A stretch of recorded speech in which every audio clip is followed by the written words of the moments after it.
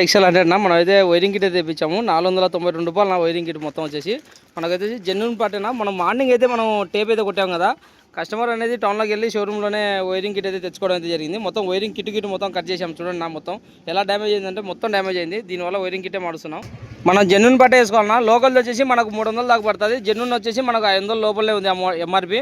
ఎందుకంటే మనకు జెన్యూన్ది వైర్లు అనేవి స్టాండర్డ్గా ఉంటాయి. కంపెనీ వైర్లు కదా. మొత్తం అయితే బాగా నీట్గా అయితే సెట్ అయితే అడ్జస్ట్మెంట్ చేయాల్సిన అవసరం లేదు. వైరింగ్ కిట్ ఒక అమౌంట్ అయితే మనం వేసేందుకు ఒక అమౌంట్ అయితే ఉంటుందన్న. ఎందుకంటే వైరింగ్ కిట్ వేయాలంటే మొత్తం డూమ్ అనేది మొత్తం ఓపెన్ చేయాలి. డూము, ట్యాంకీ, ప్యానళ్ళు, డిక్కీ ప్యానల్ మొత్తం అయితే తీయాలి. డిక్కీ ప్యానల్ అంటే టూల్ కిట్ సామాన్లు అన్న. డిక్కీ అంటే మనకు స్కూటీలో మాది రాదు, మామూలుగా మొత్తం తీసి మొత్తం వైరింగ్ అయితే చేయాలి. మొత్తానికి అయితే జనరల్ సర్వీసింగ్ చేసి వాటర్ వాష్ చేసి మొత్తం ఇవ్వమని చెప్తున్నారు సారు. బైక్ అనేది ఆయిల్ చేంజ్ అనేది రీసెంట్గా టౌన్లో అయితే మార్చారంట.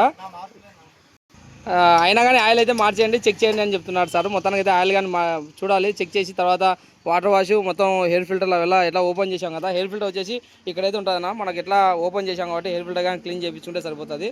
మొత్తానికైతే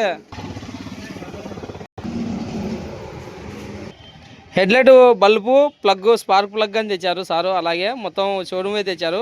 ఈ బైక్ ఇంతమంది చేయడానికి కారణం వచ్చేసి సార్ అయితే టౌన్లోంచి రావడం అయితే జరిగింది. అర్జెంట్ వర్క్ ఉంది మనకు. అది కాక శుక్రవారం నమాజ్కి అయితే వెళ్ళాలని చెప్పి అందరం అయితే చేస్తున్నామన్నా. ఆల్రెడీ మనకైతే చాలా అంటే చాలా బైకులు ఉన్నాయి. అవి కానీ చేసి సాయంత్రం లోపల వేయాలి. ఓకేనా. మన వీడియోలు నచ్చితే లైక్ చేయండి, షేర్ చేయండి, మన ఛానల్ని సబ్స్క్రైబ్ చేయండి.